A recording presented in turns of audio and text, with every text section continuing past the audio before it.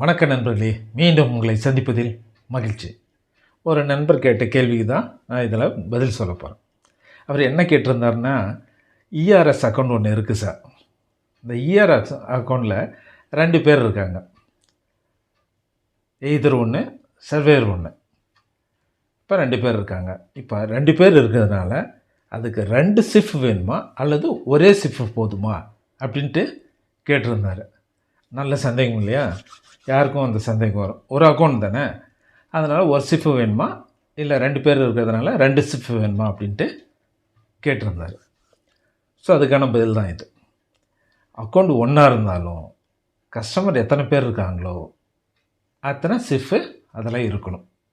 இப்போ இஆர்எஸ்னால் ஃபஸ்ட்டு ஆளுக்கு ஒரு சிஃப், அதில் ஜாயின் பண்ணுறாங்களே, சர்வேயராக ஜாயின் பண்ணுறாங்களே அவங்களுக்கு ஒரு சிஃப்.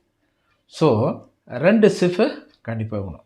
எத்தனை கஸ்டமர், எத்தனை பேர் அதில் ஜாயின் பண்ணுறவங்களோ, அந்த அக்கௌண்ட்டில் ஒரு அக்கௌண்ட்டில் எத்தனை பேர் இருக்காங்களோ அத்தனை சிஃப்பு கண்டிப்பாக வேணும். ஒவ்வொருத்தங்களுக்கும் ஒவ்வொரு சிஃப் வேணும். ஒரே அக்கௌண்ட் தானே, ஒரே சிஃப் இருந்தால் போதுமான்னு கேட்டால் அது கண்டிப்பாக பத்தாது, தவறானது. எல்லாத்துக்கும் சிஃப் இருக்கணும். அந்த எல்லா சிஃப்பும் ஃபஸ்ட்டு அக்கௌண்ட்டில் ஜாயின் பண்ணிடுவாங்க. ஃபஸ்ட்டு ஒரு சிஃப்பில் அக்கௌண்ட் ஓப்பன் பண்ணியிருப்பாங்க. அந்த அக்கௌண்ட்டோட ஜாயின் பண்ணிவிட்டு இஆர்எஸ்ஸா, எஃப்ஆர்எஸ்ஸா, எனி ஒன்றா இது மாதிரி எதனாலும் அவங்க அதுக்கு பின்னால் அதை கன்வெர்ட் பண்ணிக்குவாங்க. ஸோ இது தான் நடக்கிறது, பேங்க்கில் நடக்குது. அந்த நண்பர் கேட்டதுக்காக இந்த பதில் சொல்லியிருக்கேன். உங்களுக்கு பயனுள்ளதாக இருந்தால் லைக் பண்ணுங்கள், ஷேர் பண்ணுங்கள், சப்ஸ்கிரைப் பண்ணுங்கள். சப்ஸ்கிரிப்ஷன் ரொம்ப குறைஞ்சிச்சு, ஏன்னு தெரியல.